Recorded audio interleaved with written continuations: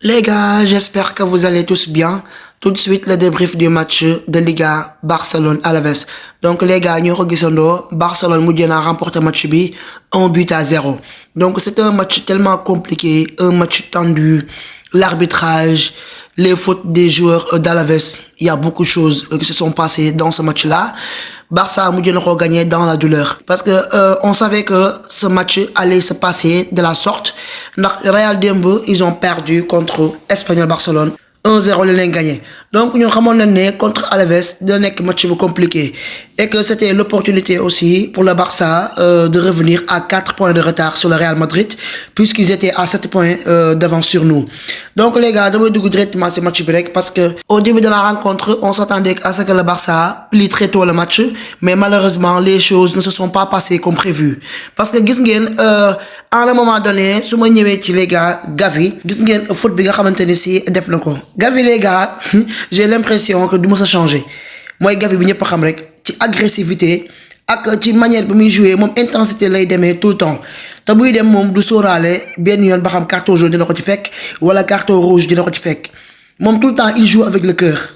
Li naan c'est l'âme du Barça mais c'est vrai Gavi moom sóoraale woo l'essentiel nekk moom li mu bëgg a def dina ko def sur le terrain mais attention parce que comportement bi aussi dafa jot aussi pour mu changer ko.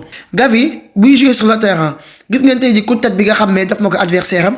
D'ailleurs malheureusement jour Alves bi ko mujjee génne parce que xëy na coup bi moo xaw a metti. De même que Gavi aussi il a été très tôt remplacé Flick génne ko daal di dugal Fermin Lopez mais attention gis ngeen genre équipe bi ñuy jouer ku ci mel ni Alaves Barça dafa war di dem ak ñoom ak xel club bi ndaw la di jouer ay bloc bas ay Alaves ay Getafe te Alaves tey jii jukkoy Getafe la ñu indi Alaves daaw ñoo jouer nii te léegi équipe bi ndaw yi boo seetloo dañuy commencer di jouer de la même manière que Getafe.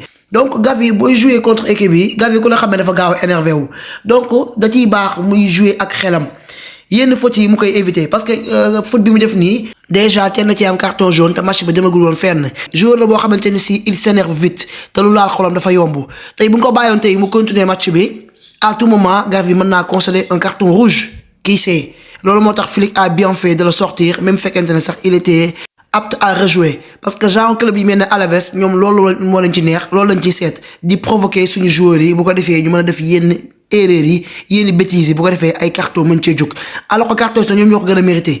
Alaves ñoom su ma ñëwee si arbitrage bi les gars Alaves ñaata yoon la mérité carton jaune te arbitre bi joxu leen ko ils ont fait su ma juumul 20 fautes.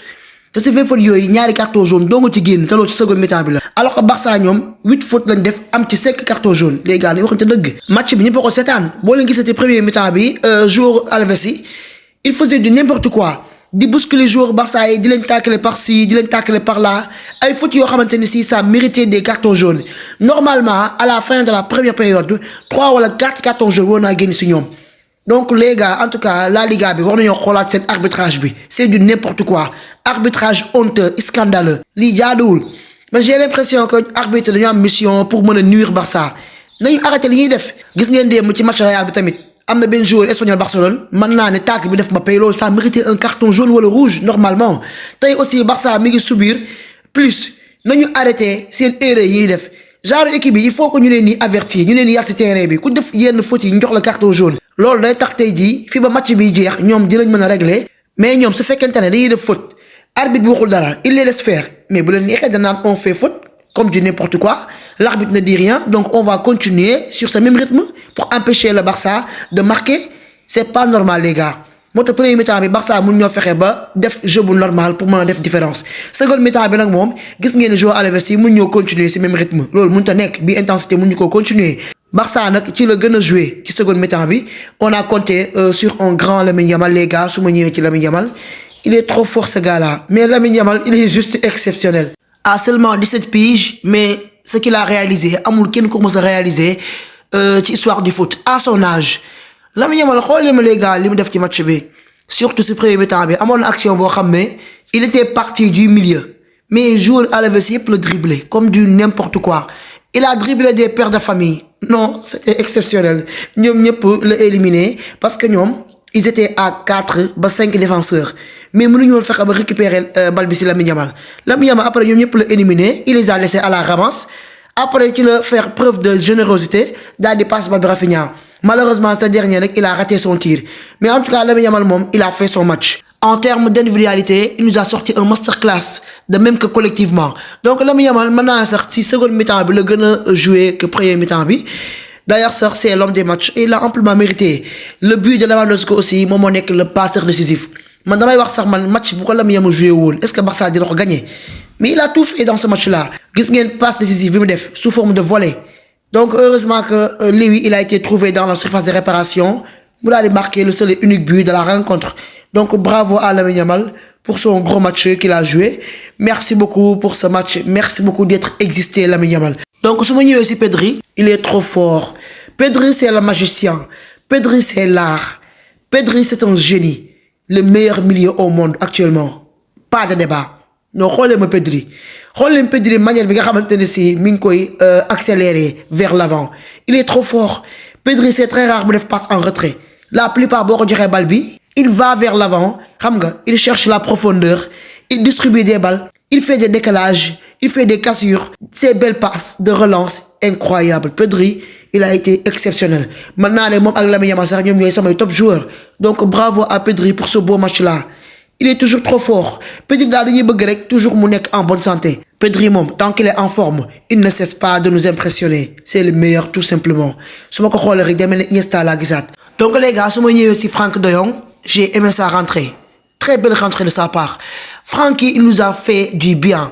Gis ngeen seconde mi-temps bi Flick fait un changement mais Francky dafa baax ci milieu bi.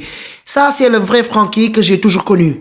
Sama xol bi commencé na sedd ci Francky parce que Francky li la yàggoon a bëgg ci moom mu revenir à son meilleur niveau et que instant yi mi ngi sur le point de le faire. Francky gis ngeen depuis son retour de blessure, c'était compliqué pour lui. Il nous a sorti de mauvais matchs. Il floppait beaucoup. Mais ce Franck-là, dernièrement, il commence à progresser de plus en plus. Gis match bi, il nous a fait beaucoup de bien. Maintenant, les changements, ça a payé beaucoup. Ce Franck-là, avec ses récupérations, ce Franck avec son contrôle orienté, ses belles passes, son accélération, ce Franck-là nous a fait beaucoup de bien. En tout cas, j'ai adoré sa rentrée. Il a été bon sur le terrain. De même que Eric Garcia aussi, j'ai adoré sa rentrée. Donc, Franck Dal, content à tout le monde et que j'espère qu'il va continuer sur cette même lancée. Donc, Casado, attention. Casado, dernièrement, il a commencé à régresser. Parce que Francky, il continue de progresser comme ça, de nous sortir de bons matchs. Casado de flopper, il y a Franck qui a une place. De Francky, ça y est, il a besoin sa place titulaire. Donc, Casado, réveille-toi. Les gars, si je suis Fermin, j'ai aimé sa rentrée parce que gis ngeen moom moo remplacé Gavi. Il a fait un bon match, franchement. Fermin, gis ngeen dernièrement, ça va mieux. Parce que match précédent, il m'a joué. Maintenant, il a monter en puissance que par rapport au match qu'il a joué depuis son retour de blessure. Donc, il continue comme ça de monter en puissance, de progresser. On en aura besoin. Donc, les gars, si si Araujo, il m'inquiète beaucoup. Dernièrement, moi, défense, il ne rassure pas du tout. Gis ngeen Araujo quand il joue contre les blocs bas, il n'apporte rien de bon. Gis ngeen moom bu defee passe de relance da koy raté. Su defee une passe da koy raté. Ba pare la plupart li ma si gën a métti mooy day ralentir suñu jeu avec ses passes en retrait.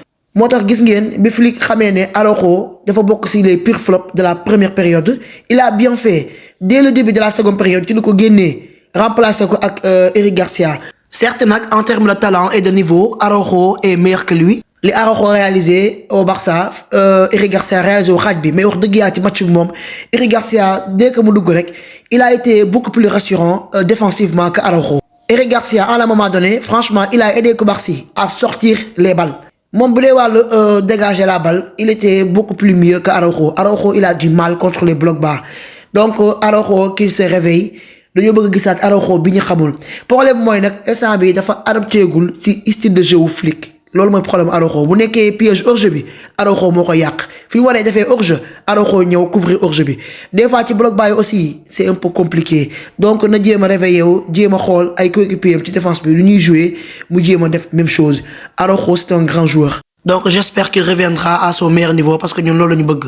Donc les gars su ma ñëwee ci Lewandowski léegi les gars lii mooy li ñu yàgg a xaar ci moom waxoon naa la ko la fois passée mooy léegi gis ngeen match bi tey. Il n'a pas été bon dans le jeu, il a été nul. Mais li ma waxoon keroog rek nee naa genre match yi nii bu ñuy jouer contre des équipes qui jouent bloc bas Barça mënut a fexe ba am solution fii nag la ñuy soxlaa Léwi bu ko defee mu sauver équipe am même bu nekkee ay buts yu muy dugal sax sans faire un bon match baax na gis ngeen tey jii chose qu'il a faite il nous a marqué le seul et unique but de la rencontre d'ailleurs c'est le but de la victoire même en jouant mal donc Lewandowski lii la ñuy xaar ci yow match des fois même fekkee joué woo lu baax sax jéem a la dugal but parce que gis ngeen tey sa coéquipier yi amul kenn ku ci am capacité pour dugal but Rafinha mi nga xam ne chaque match bu marqué tey il n'a pas marqué. Lamine Yamal certes il marque très peu parce que moom li gën a nekk son premier rôle mooy li muy def nii dribbler percuter déstabiliser la défense donc on va compter sur un grand Lewandowski un bon numéro 9 boo xam ne malgré le match compliqué il arrive toujours à marquer parce que bii yi ngay dugal nii moo ñuy permettre ñu mën a remporter ce match gis nga tey ji 1-0 moo tax Barça a remporté les 3 points donc bravo à lui pour son but c'est bien aussi pour la confiance malgré que son match n'a pas été du tout bon donc les gars maa ngi xaar seen avis dans les commentaires ngeen wax ma naka ngeen gisee les performances des joueurs après ngeen wax ma aussi qui sont vos top joueurs et vos flops donc jàppale ne Barça instant yi revenir na à 4 points sur le Real Madrid et à 3 points sur l'Atlético Madrid. Donc jàppale ne la Liga est relancée à 4 points de retard le Barça peut toujours revenir le Barça peut toujours reprendre sa première place. ndax les gars prochaine journée de la Liga bi Real Madrid contre Atlético Madrid lay doon. boobu match moom du yomb c'est un derby madrilène donc j'espère que ñaari équipe yooyu dinañ def match nul loolu moo ñu arrangé et Barça aussi mu jéem a gagner prochain match bu ko defee mu mën a revenir la Liga est encore possible pour nous tout est possible. En tout cas daal xam naa ne la fin de cette Liga ça s'annonce explosif une dinguerie donc les gars dama lay mujjee ak yéen rek si calendrier bi nga xam ne moom la Barça am ci mois de février bi parce que gis ngeen.